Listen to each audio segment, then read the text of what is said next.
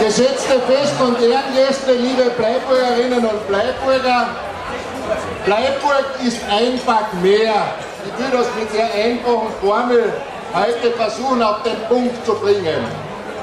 Mehr Menschen, mehr Kultur, mehr politische Versprechen, mehr Bier, mehr Unterhaltung und was das Besondere ist, es hält sich schon über 616 Jahre.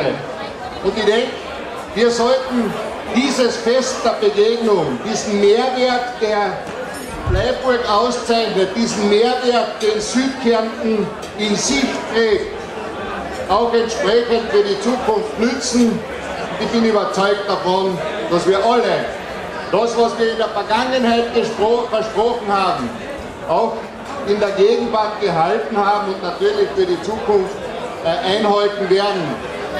Wenn der Kollege Martins meint, dass man ein Feuerwehrhaus verspricht und am nächsten Tag ist es gebaut, dann weiß er, dass das nicht so schnell geht. Verschiedene Dinge brauchen länger.